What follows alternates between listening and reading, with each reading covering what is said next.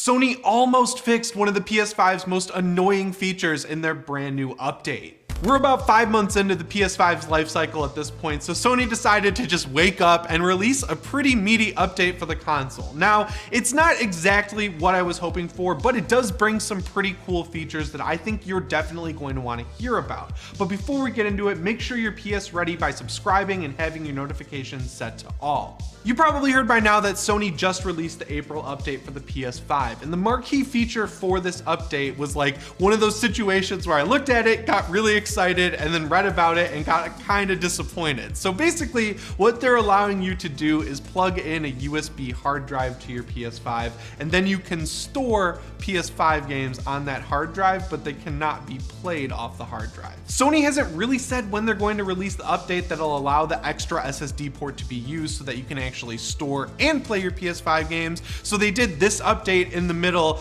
that just lets you store all of your extra stuff on an external drive, and then you can move it back when you need it. The update doesn't come out till tomorrow, so no one's really tested this yet, but they're saying that the transfer process from the drive back to your PS5 is actually fast. And then once the games are transferred back to your PS5's internal storage, you can download the updates that have been released in the meantime or whatever. So overall, this should be a much faster process than playing a game, deleting it to make space for a new one, and then going back to play it again later and having to re-download the entire thing. It's just a more simple process where you can just use one of your external drives as storage. And also, there are a few drives that are like optimized for this kind of feature, and we have them all linked down in the description, so we got you covered. Obviously, what I really wanted out of this update was that M2 expansion slot to be activated, but again, this is a good half step there. It shows that Sony is conscious about what people want, and they're aware that 825 gigabytes is just not enough to play games in 2021.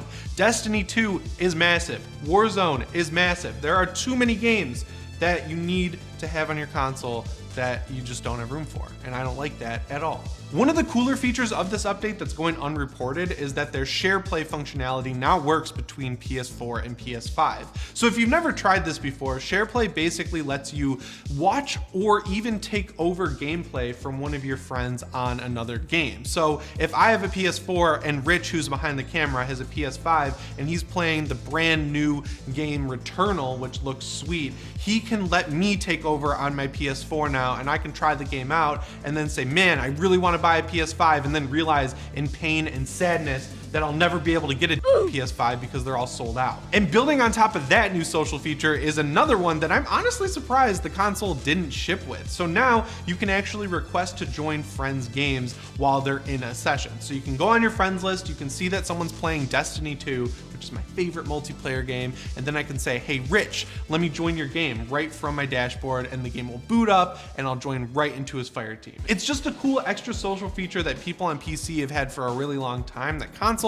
have sort of been lagging behind in, and it's one step closer to Sony being more open, because one of the most annoying things with Destiny 2, I'm gonna keep bringing up Destiny 2 because it has cross save, is that on Xbox you can just go on the app and then join someone's game from there, and your Xbox will know how to join their game. If you're on PS5, that is not the case. So Sony opening up their social features and becoming more of a social butterfly, that's good, because it means we'll be able to do these cool things that you can do on other consoles. I'm reading through this update as I go, and there are actually even more social feature updates that come with it that are just great quality of life changes. So one change they're making with the game base is that they're making it very easy to switch between parties and just straight up friend chat just by pulling up that PS menu with the PS button. You can also mute people in your game, you can mute your mic, you can mute the party, you can mute the friend chat. Like, they're giving you all of these more advanced granular features with the chat function that really should have been there at launch, but hey, at least they're adding it now in April instead of like 2 years down the road. Continuing on with the awesome quality of life features is one that I'm actually like super stoked for. So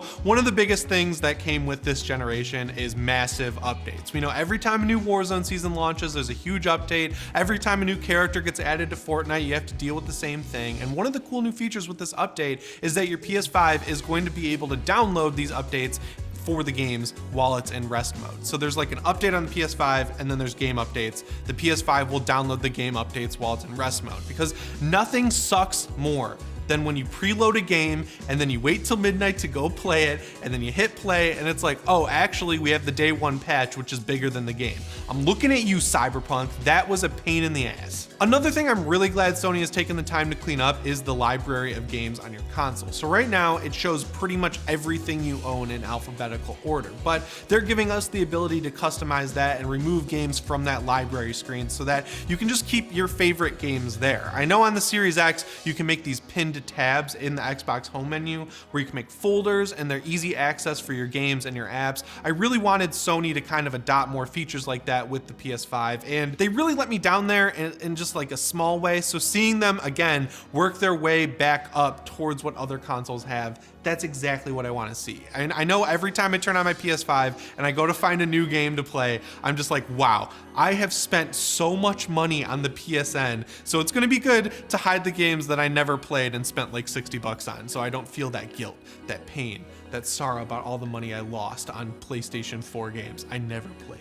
Now, the last big change that comes along with this update relates to trophies, and that's good because I've been a PlayStation fan since the PS3 era, and back then it felt like Sony really cared about trophies. They had that weird app called PlayStation Home where you could have a little apartment and you would have a trophy room that showed off all your trophies. It was really cool to be able to go into the trophy menu on my Vita and compare my lists with my friends. It was just a cool thing because unlike Xbox, which just said, hey, you got 100% of the achievements, Sony gave you a platinum trophy.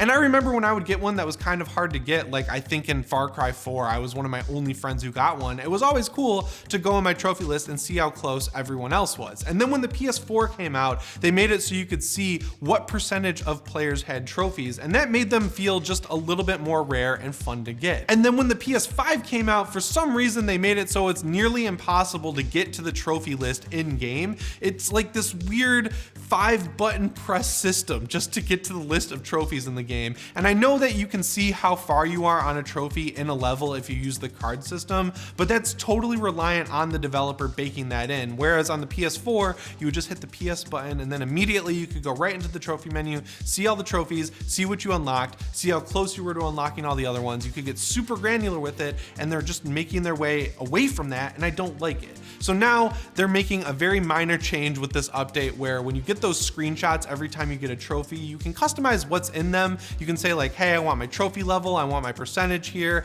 and then you can also very quickly now navigate from the PS UI to your friends list and see how many of the trophies in a game your friends have unlocked. You can see their trophy levels. I just wish overall they'd pay more attention, but the fact that they're including something in the update for it, that's a good step in the right direction. And there's actually one more bonus change that I'm pretty excited about, but it's not on the PS5, it's over on your phone. And that's an area where I gotta give Sony props this generation. They totally revamped the PlayStation app from the PS4 one that never really seemed to load. And now you can do some really cool stuff like set up your console, see what friends are online. You can go right into the PlayStation Store and buy games. You can start downloads from your phone. It's a really cool system to have when you're on the go. And now they're making it so that with supported games, so it's looking like right now just first-party games, you'll actually be able to do what I requested earlier, which is join people's multiplayer games. Now, hopefully, once they get this test going and they see that people really like it and it works, they activate it for other multiplayer games because, man, one of the coolest features, again, is being able to just open an app, see your friends are playing a multiplayer game that you own and are about to jump into, and then just click join, and then your PS5 does all the work for you. You don't have to invite people, you don't have to request to join the game, you're just in it. That's the simplicity that I want when I'm on a console versus being on a PC. So that covers pretty much everything that's coming along with this PlayStation 5 April update. Make sure you let me know what you think of everything we talked about down in the comments below, and remember, to stay PS ready, make sure you're subscribed with the notifications set to all. As always, my name is Jimmy Champagne, and I'll see you in the next one. Thanks for watching.